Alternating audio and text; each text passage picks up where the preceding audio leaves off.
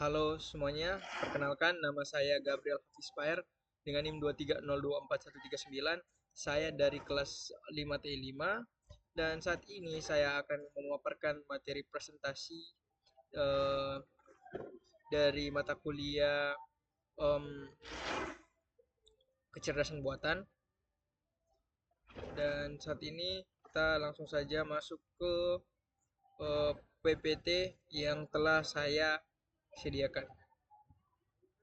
Oke, jadi pada kesempatan kali ini saya akan membawakan materi tentang pemodelan dalam Decision Support System atau disingkat dengan DSS. Jadi materi ini akan membahas peran model dalam pengambilan keputusan, jenis-jenis model yang digunakan, serta kelebihan dan kekurangannya. Oke, kita masuk ke slide yang kedua. Nah, model bisa dipahami sebagai representasi sederhana dari kenyataan. Nah, model digunakan untuk membantu kita menganalisis, memahami, dan memprediksi suatu fenomena dalam DSS. Model adalah komponen penting karena memberikan dasar yang lebih rasional bagi pengambilan keputusan. Selanjutnya, kita masuk dalam peran model dalam DSS. Jadi, tanpa model, keputusan seringkali subjektif. Dengan model, seorang manajer bisa mengevaluasi alternatif, memperkirakan hasil, dan memahami risiko yang mungkin terjadi. Jadi model ini berfungsi sebagai jembatan antara data dengan keputusan yang lebih baik. Kita masuk ke slide berikutnya. Di sini ada identifikasi masalah. Sebelum kita membangun model, kita harus mengidentifikasi masalah terlebih dahulu. Ini mencakup pemahaman kondisi organisasi, siapa pengambil keputusan, budaya kerja, dan tingkat sentralisasi. Jadi semua pihak yang terlibat harus punya kerangka pemahaman yang sama. Selanjutnya, identifikasi variabel.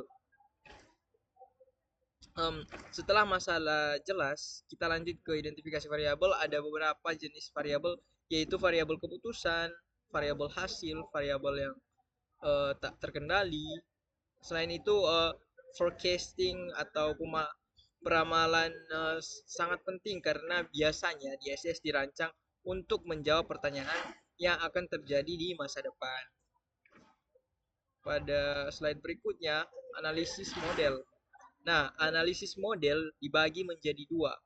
Pertama, analisis statis, yaitu model yang hanya melihat satu cuplikan kejadian pada suatu waktu, misalnya laporan keuangan tahunan.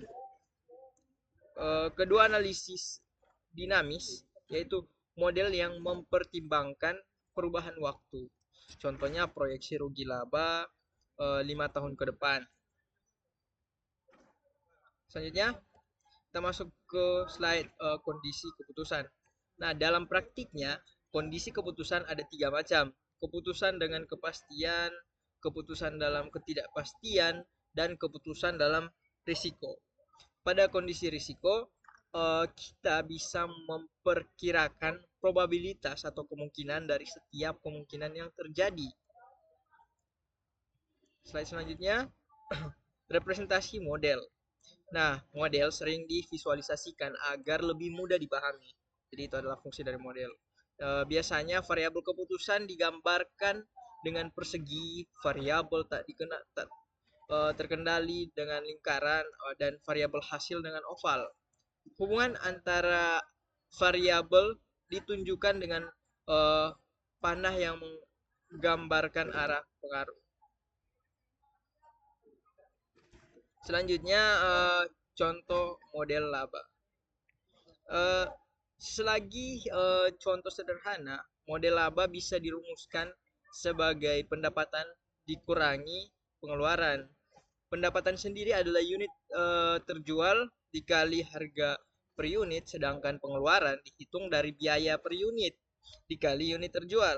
Nah, ditambah biaya tetap. Dengan model ini kita bisa melihat bagaimana keputusan terkait iklan mempengaruhi laba. Pada slide berikutnya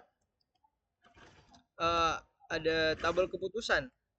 Nah, untuk menyusun alternatif bisa digunakan tabel keputusan. Tabel ini memuat berbagai kondisi dan hasil yang mungkin terjadi sehingga lebih mudah membandingkan pilihan.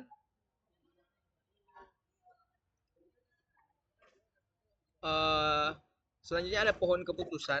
Nah, selain tabel, ada juga pohon keputusan yaitu keunggulannya adalah lebih visual dan ringkas serta bisa menggambarkan masalah yang lebih kompleks. Jadi untuk masalah yang lebih kompleks kita bisa menggunakan pohon keputusan. Pada bagian selanjutnya pemrograman matematis dalam kurung LP. Nah, ketika keputusan menyangkut alokasi sumber daya terbatas, kita bisa menggunakan pemrograman matematis, khususnya linear programming. Nah, di linear programming memiliki 3 elemen utama, yaitu fungsi tujuan, variabel keputusan, dan constraints atau batasan. Berikutnya ada blending problem. Contoh klasik uh, contoh klasik linear programming atau LP adalah blending problem, yaitu masalah pencampuran bahan. Misalnya menentukan jumlah alfa dan beta untuk membuat cat dengan tingkat kualitas tertentu dengan tujuan meminimalkan biaya. Selanjutnya simulasi.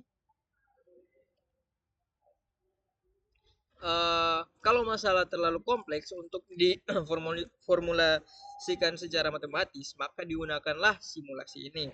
Nah, simulasi memungkinkan kita melakukan percobaan what if dengan komputer sehingga kita bisa meniru kenyataan dengan biaya yang lebih murah.